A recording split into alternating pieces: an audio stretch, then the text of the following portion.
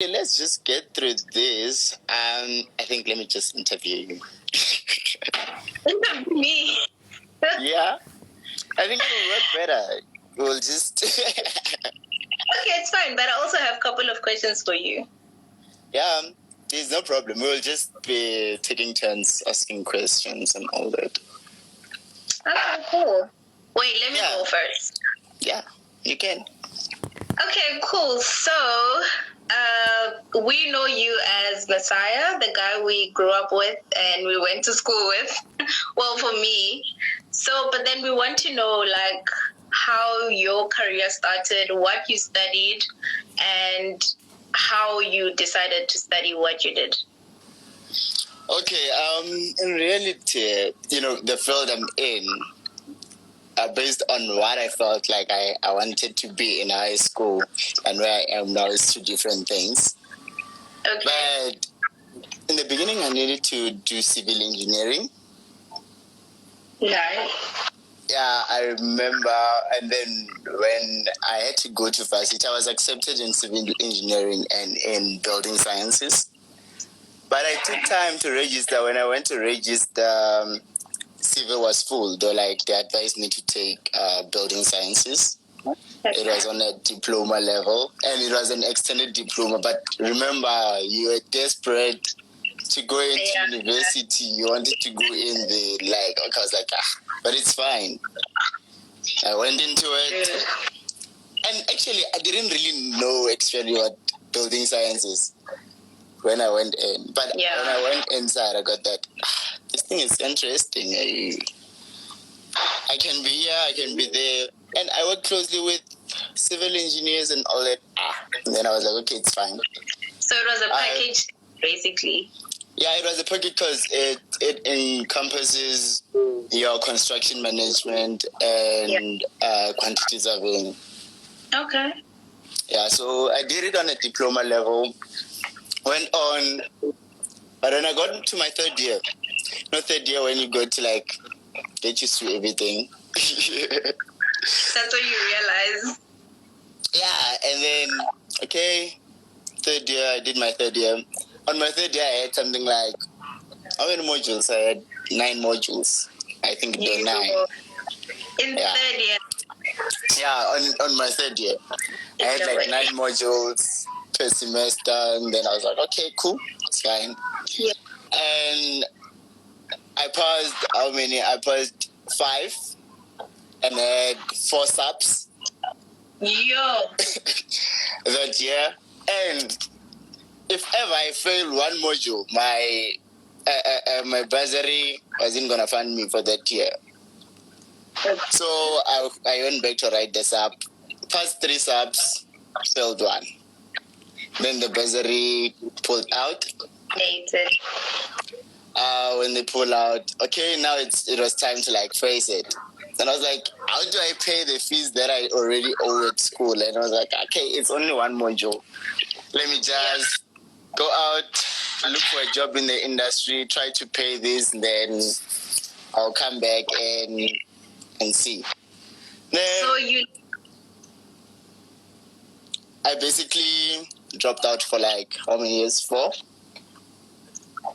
4 years. Were you working during that period to pay back? Yeah, during that period. And the nicer part, I was working for an entity which was offering me almost what I did at school, like quantity surveying, construction management, and I was exposed to almost any level of construction or maybe of quantity surveying. And the nicer part, because my boss understood that, I'm doing this so that I settle the fees that I'm still owing in the university. I think it was around 122,000. So they understood that, I'm doing this to settle that. So they allowed me to even go out, freelance. They give me their clients that I can freelance with, manage some of their things. And when such things happen, now you're getting money. Okay, you're settling it. It's fine. Okay, but life gets distracted from the main reason why you're working. Yeah, and then it'll just take you off from the exact reason why you went there to work. That is why it had to like take me so much time. But it's not exactly the reason. It's that okay to settle 122, starting from an intern position going up. It was just something else. Wow. So you've done the diploma. What after that? And then I came back, did the diploma. After doing the diploma, okay, after the diploma, I was like, okay, let me do a BTech. Yeah. And then I did my BTech. After my BTech, there was a time I was confused. Do I continue or do I stop or what has to happen? Okay, when you want to continue, but you really want a good reason to continue. Yeah. Yeah, so I went on. I was like, okay, within my profession, how do I want to grow? Because remember, we have different rankings, different professional bodies that you can register with. Because I believe that in each and every each and every qualification we have, you still need to register with a certain professional body that will enable you to be a professional somebody there. Yes, definitely. So I went on, I studied that, okay, I don't really want to register with the South African Council for Quantity Surveying Profession. I wanna register with the Royal Council or the Royal Institute of Chartered Surveyors. So that will give me even a path that I get to the South African Council with ease. I will just do my peer reviews when I go there. But when I went on and researched, okay, the qualifications I have, they are recognized in the South African Council, but in the RICS, which is the International Standard of Surveying, they are not really recognized. I'll need to do something that will enable me to go there. So I went on, I first registered a master's in quantity surveying in UJ. Then I saw that this one is going to put me in the path of academics, and what I want to do, I want to build myself into a corporate person, not an academic person. A lot of people do say that the moment you register for a master's degree, you are basically on the path of being like an academic, a researcher, and all of that. I don't know how it works with other professions, but also in accounting, it's sort of feel like that as well, unless you do like a master's in business administration, which is very general. Yeah. So in your point, you are in the process of your master's degree. Is that correct? Yes, but you know what I did? I then found out that, okay, if I go into a quantity surveying master's, I go into academics, and then I had to like do some few researches. So I got another master's, which is recognized by the International Quantity Surveying Professional Body. It's a master's in the built environment, focusing on valuations and property economics. So no way, serious? Yeah, so it's offered on NMMU. It's and it's a coursework to show that one builds you into a professional person, and it's a qualification that makes you get to be recognized in the international standard of your profession. So I registered for that one because it's gonna be very easy for me to access RICS, because even right now my supervisor for my master's is a RICS member, and is also a chairperson of the RICS South Africa. What it does now for me to be like in the program, it told me to be admitted as an associate RICS, so I did that. So that when I get to next year, when I get to Block B next year on the masters, I'm able to like just act like I withdraw from school, which I did register from the master's level. Then I'll graduate that as an honors, then re-register and do my mini dissertation. Then I have my master's. So it's like a re-weigh sort of thing. Yeah, so in that way, it positions me in a good position to be in the international standard of construction, in the international standard of valuation, property economy, and all that. So it's something that I'm busy with this year. So it's actually an 18 months program, and I'm running it concurrently with my RICS registration. So that's what I'm basically doing. Then, like a lot of people, and I think a lot of people that are watching this live are just wondering how, because a lot of them may be students and are really wondering, like, how did you survive the university life? And what were your personal experiences with academics? Were you like a very smart person who got A's? Well, obviously from your diploma stories, we already know that you didn't get much of A's. But I mean, like your varsity life, basically, how was that like?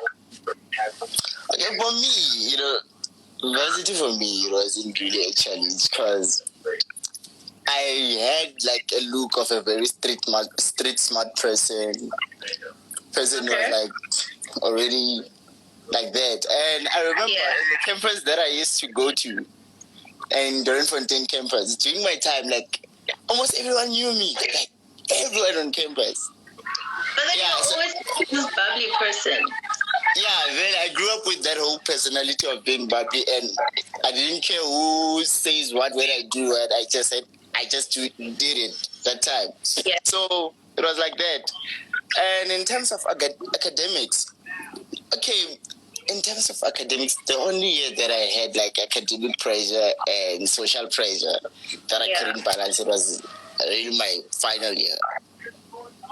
Because final year is of my diploma. Because, the other one I didn't even feel like I was doing something because it was only a year and very fast I was working and doing it. So I didn't even feel the pressure of I'm doing something because the exact same thing that I'm doing at school is what I work with every day at work. What I do is just go write assessments and all that. So it was kind of like simple to do. Because my way of doing things is very different.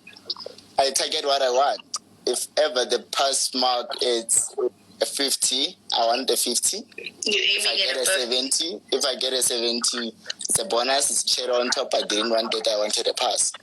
If ever at the end of the day I want to register with a certain qualification that will need me to have an aggregate of 60, I'm going to balance a 60. If I get an 80, it's a cherry on top. It's not what I was looking for. You were never like the overachiever. And I think a lot of people like don't do that. As long as you can get a 50 and move on, you get a 50 and move on. But on my second year, was it second year? Second year, I was the best student for 2 subjects. But it was just a cherry on top. It wasn't something I was planning. It just happened.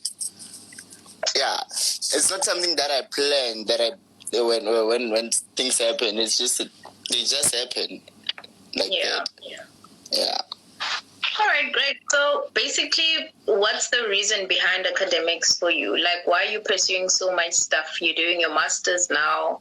What's the drive behind it?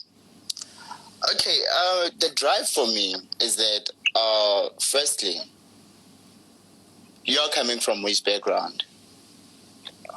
Right? Yeah. I went to primary school to be admitted in high school, right? And I went to high school to be admitted in varsity. And I went to varsity to go to the workforce. And if ever I want to grow in the workforce, I must then start balancing what part of my life needs to grow for me to be positioned where. You understand? So when it comes to me doing my master's, it's for me to be positioned in a certain level of the built environment or the corporate world. So it's those triggers that I get when I start doing a certain qualification. Because I remember with my second qualification, I was aiming to register with the South African Council of Quantity Surveyors. But then I realized that, if I register with RICS, this side I don't serve that council. I'll just go there, do a peer review. I get their accreditation, and I don't really need to get it. If I'm recognized internationally, why do I even need to be saying, okay, I need to be recognized again as a South African? So it wasn't. It didn't make sense. Yeah. So in terms of doing qualifications, it's just building yourself, and when you are in the system enables you to like achieve minimal things and then use your brain to grow yourself.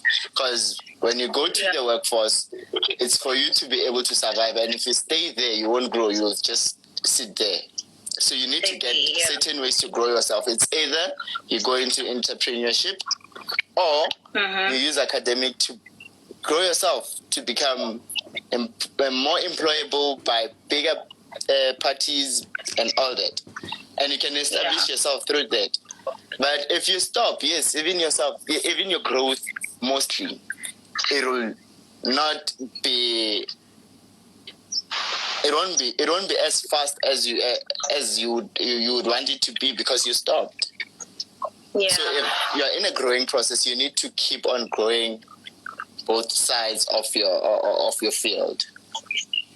And I think also it's important for people to know that in our day and age, like everyone has a degree, you know, like the way we compete in the market and corporate is that every entry level graduate has a degree. So you need something more that will give you like a better stance in corporate if you're intending to go into corporate, because now a degree is like a matric certificate. Everyone has one, but you need to sort of find something that will make you stand out of the crowd. Yeah, and back to you. I think you're in the CA stream, right? Yeah, so I'm in the CA stream, Chartered Accountancy, definitely. Okay. Can you tell me about your road to getting into the CA stream and how you are where you are? So basically, the CA stream is very prescribed. Like there's a route, there's a specific route that you have to follow. So I started my journey in matric when I got advisory from one of the audit firms, right? So this bursary had a condition that I have to sort of train with them after I'm done studying for the equivalent number of years that they funded me. So that's how I basically got into the CA stream.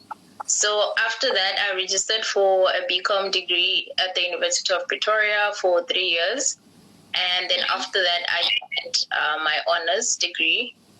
After the honors degree, I then started my first year of training, which was last year, and also wrote my first board exam.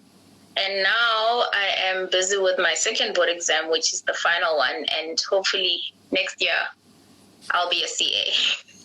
So you'll be the CASA, right? Yeah, CSA. Okay. Yeah. So, but what triggered you to be doing this, to be going into the CA stream? Because remember, you started from the commercial part of accounting, right? But what triggered you to be, okay, and I know mostly what we do is we add 1 + 1, we see, okay, we'll go there. What did you add to get there? Listen, Messiah, there was no formula to add. It was just, when you're young, right? And you sort of see someone who is in the corporate world, dressed nicely, driving a nice car, having an expensive wristwatch, and you're just like, wow, this person inspires me and I want to be like that person. It's basically how I saw the CA profession, or basically the person. So this guy was a CA, and he came to a career fair that we had at school, and then he introduced the whole career to us, and that's how I got to be interested in it. So we had a conversation and would normally talk on like LinkedIn with this fellow. And yeah, that's how I got interested into it. And I started enjoying what he does, even though I didn't fully know it. But like, I was just so inspired of how he looked and the way he dressed and the way he spoke about his work. So that's how I got interested into it. But also another thing, I think for me personally, numbers are like my strong point. I'm not very good in theory, so I enjoyed accounting because of the numbers.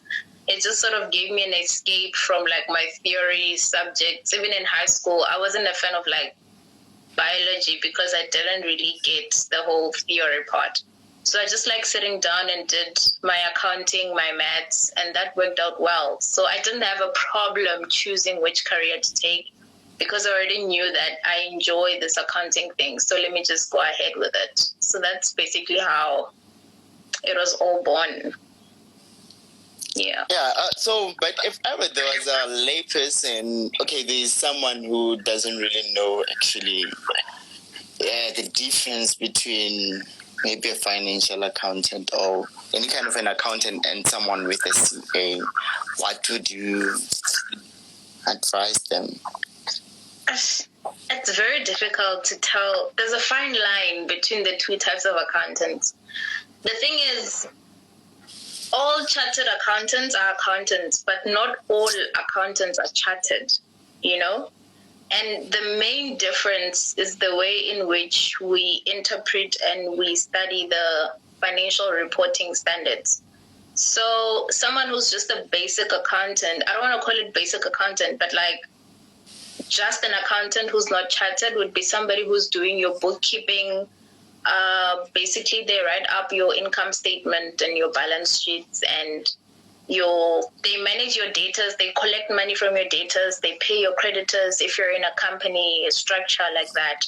But a chartered accountant would be someone with a higher and more in-depth knowledge of the accounting reporting standards and would come and make sure that your company is complying with the laws and the regulations. To some extent, some CAs are auditors, and they do come and audit your books to see that you're complying with the laws. And you're basically saying, if your company says we're making 10 million rand profit, it is genuine 10 million rand profit, and you're not deceiving people. So like that's the basic explanation I can give. I don't know how much more you can get. But yeah, there's a very thin line, and a lot of people don't understand. But not everyone can use those 4 letters after the name. You need to have a very specialized interpretation of financial standards. Yeah.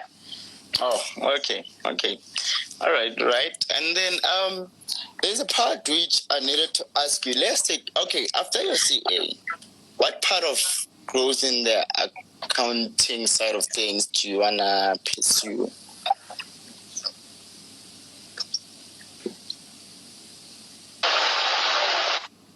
Sorry, what is that? Okay, I was asking from here, professionally, in terms of growth, where do you wanna go? Where do I want to go? Yeah, professionally, how do you wanna grow? Actually, what do you still wanna pursue? I don't see myself doing a master's in a specific field. So the accounting field has like 4 different, I can call them sub fields. We have auditing, we have accounting, financial management, and tax. I don't see myself doing a specific master's in any of these. I would probably rather do like a master's in business administration. I've been toying around it in my mind for a while, but I just want to finish my board exams first. But overall, I see myself in corporate for a while, but not for the rest of my life, So definitely, I don't know, I'm not exactly sure, but definitely corporate, maybe a financial management or CFO role. If not that, probably in investment banking in the long term. Yeah. Okay. Something to do with property, probably, like financing or capital markets, something like that. Yeah. Okay, I was losing you a bit somewhere, but I think what you're saying is definitely you'll be doing something in property.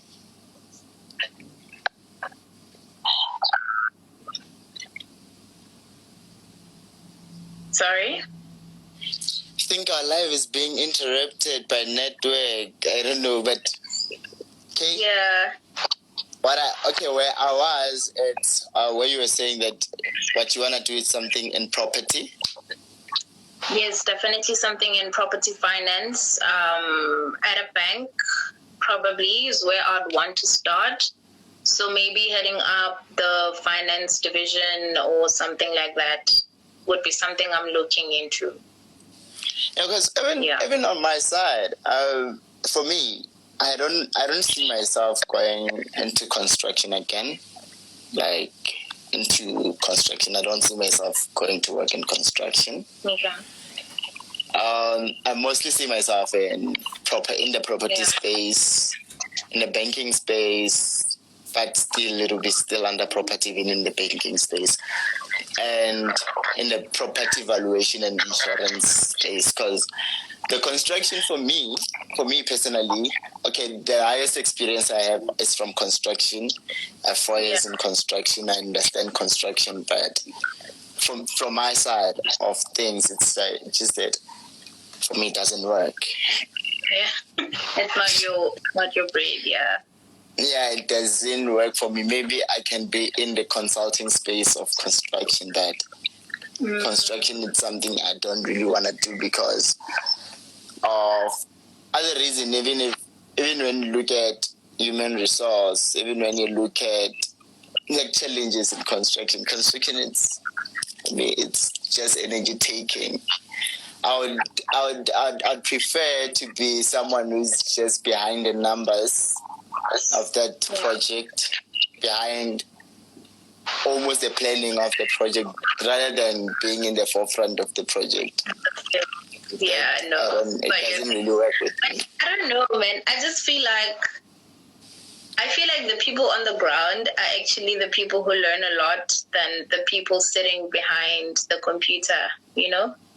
Yeah, that's true. But, you know, when it comes to construction, the difference is when you're in the forefront, you're dealing with human resource, and it's a specialized human resource when it comes to construction. Remember, we have the laborers in construction. That is a specialized human resource that you'll need to deal with in any level. And that part, for someone for someone with a strong character in terms of people, it will work. But for someone who looks like a clown, it doesn't really work. Because it doesn't really work. Because okay, cool. So we get that. But then, like, how do you address Babum Kize, who's 60 years of age, who doesn't understand what protocol is? So it's one of those things that you end up being beaten there. You can get beaten.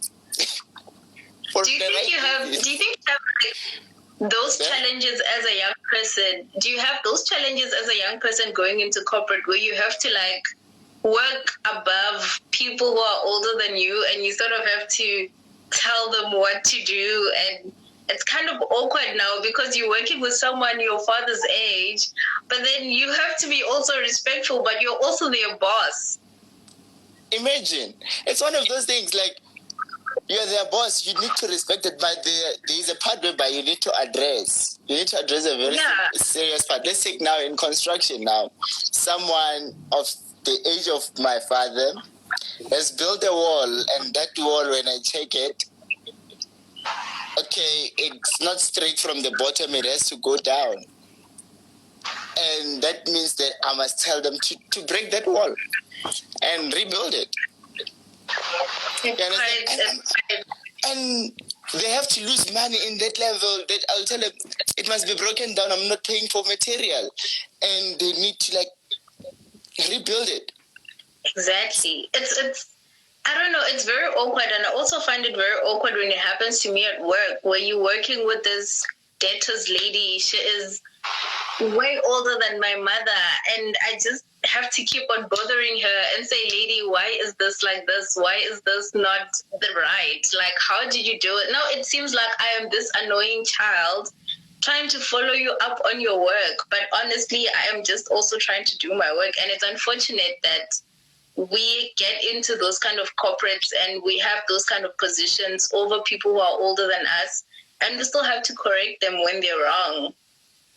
Exactly. And sometimes even when they know they're wrong, just because they believe that it must be done like that, they have to do it like that. And you mostly become the bad person in the office. Like, oh, there's that new child here.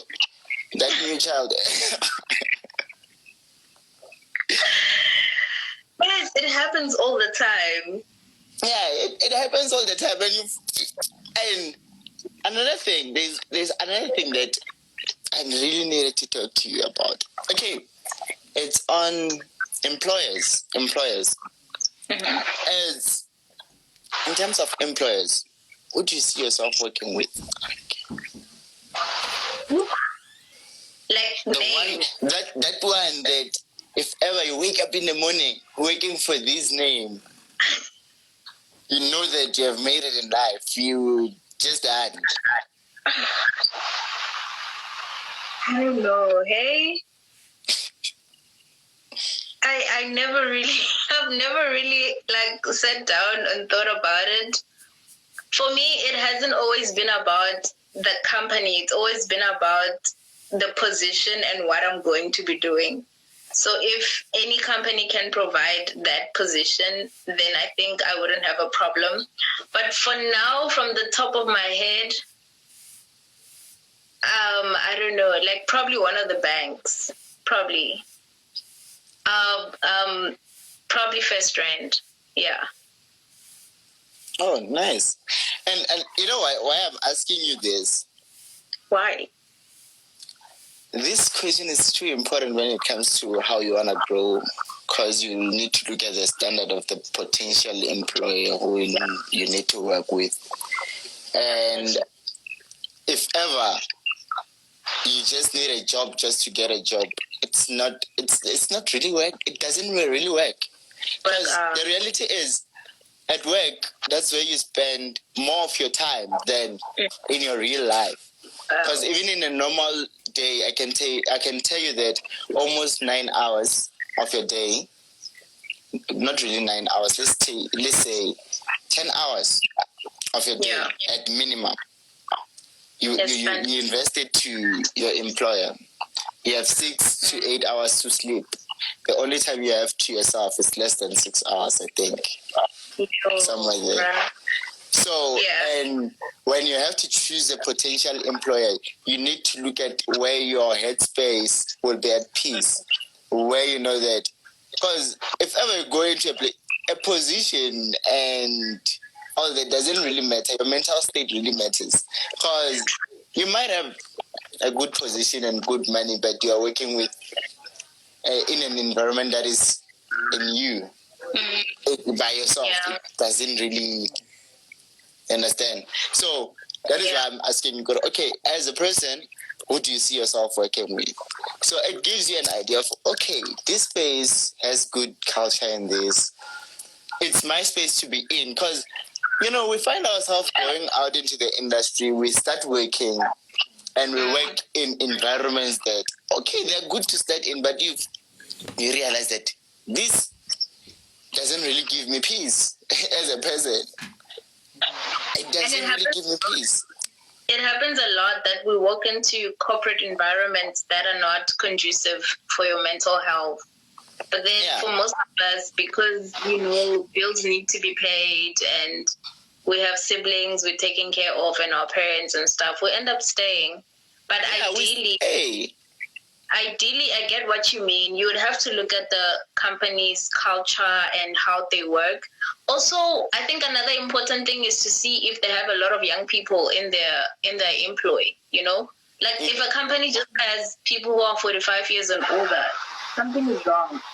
Something is wrong in that company. 45-year-olds. You need to incorporate like fresh mind. Obviously, that will tell you that these people are not open to new ideas. And it's just nicer to work with people your own age, obviously. And even when it comes to arguments, you know that we're arguing. There's no one who's gonna feel disrespected and all that. Yeah. And all that. Yeah. So, in terms of my side,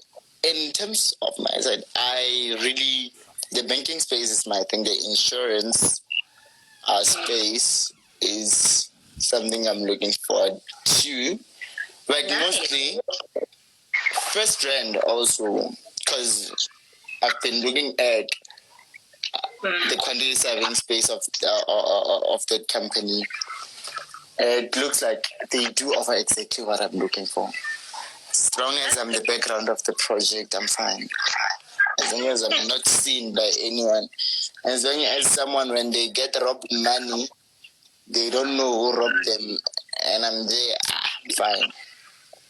I think I've had people and friends that went to First Rand for various things like trainings, like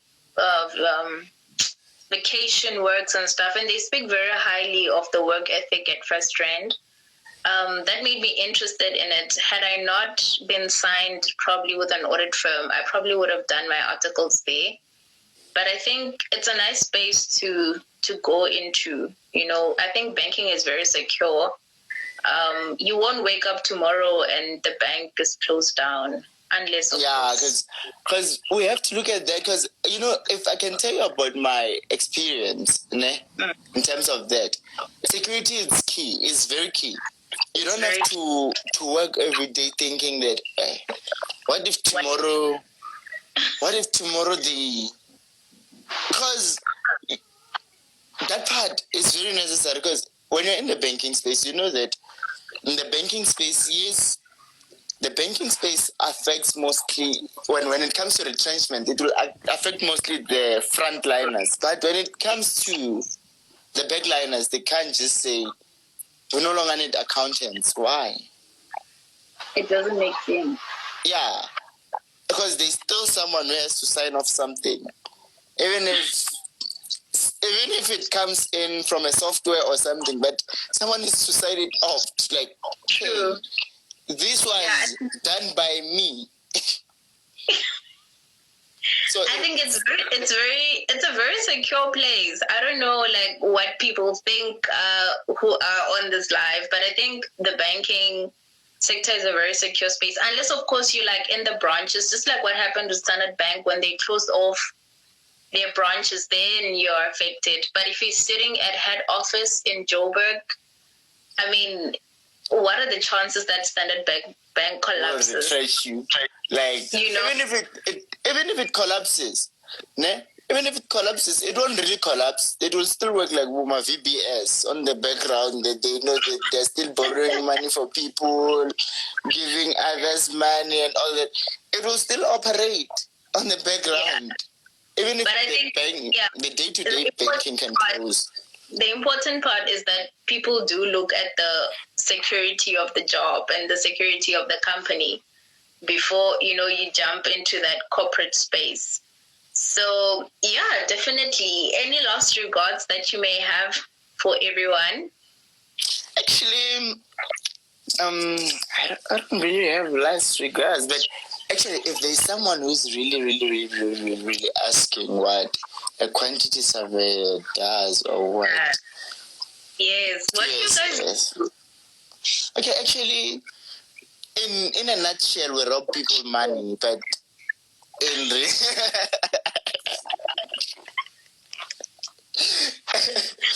Okay, in reality, what do you guys do?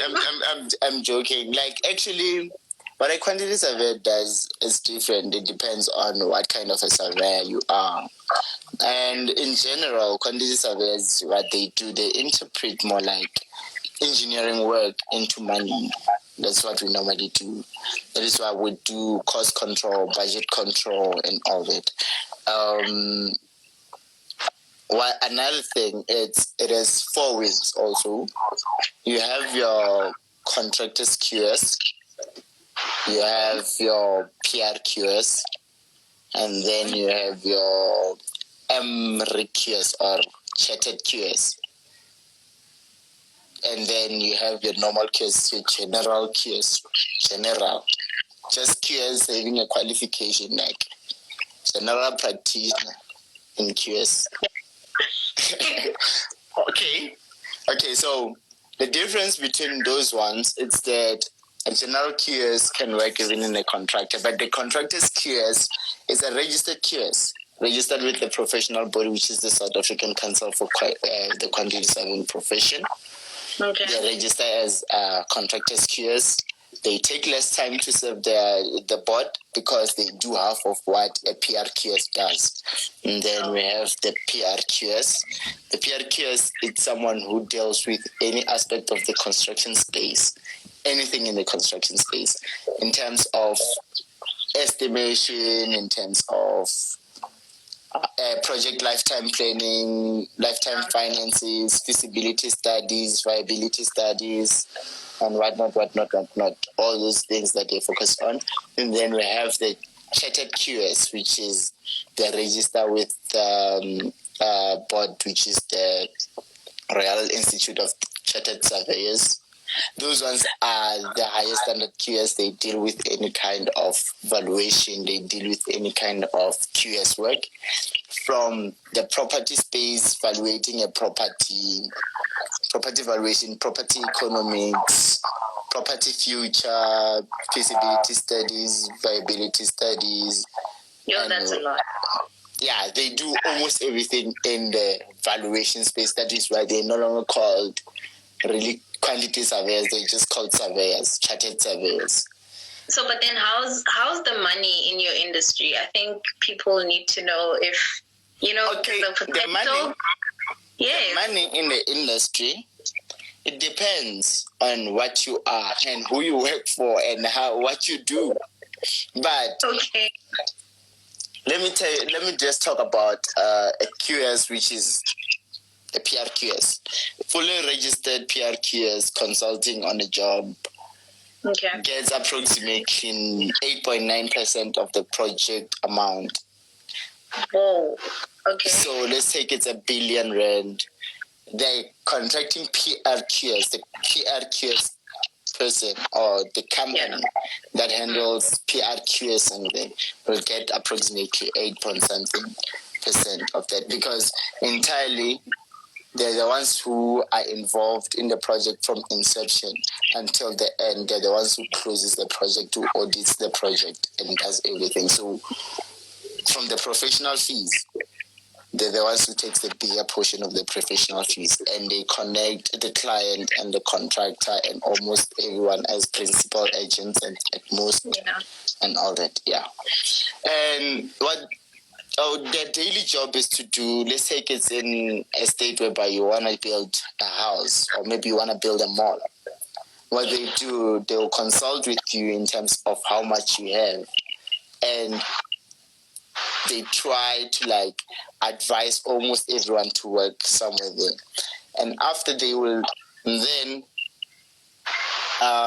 look at the project, how it's gonna go, look at the lifetime of the project, look at all the studies that regards the project on how the project will work on, and if the project will work, telling the probability of the project actually. After that, they must manage their probability that it becomes a reality.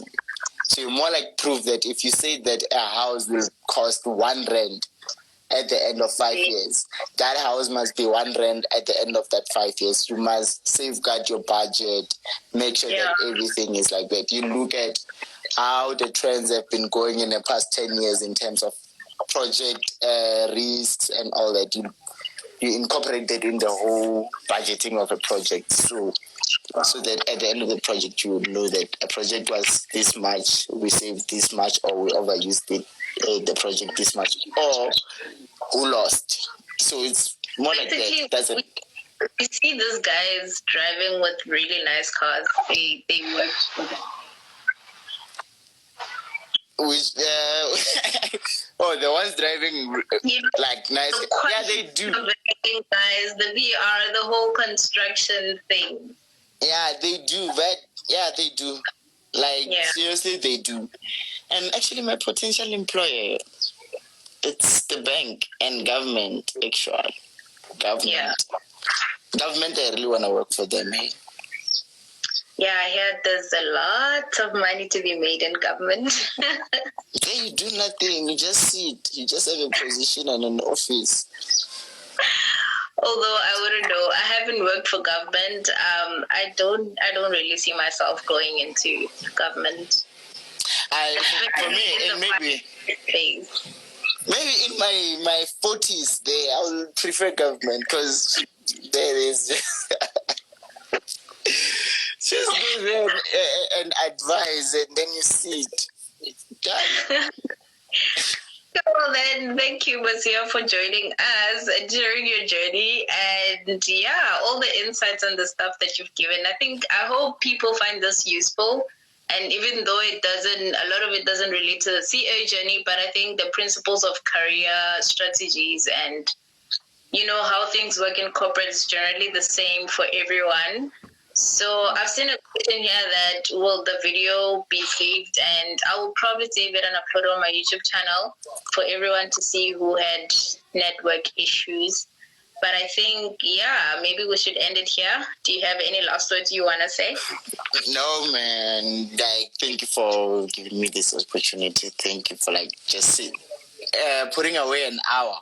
It's almost an hour. Just to talk to me on Instagram. Yeah, it's almost, because it's only 10 minutes remaining or 12 minutes remaining to an hour. So really, I don't see that. Yeah, but thank you so much. Okay, thank you. I hope you come back and you tell us how your master's is going, and when you find a job at First Rand, I'll let you know. You're the first person to know. Okay, thank you so much. Yeah, bye-bye. Bye.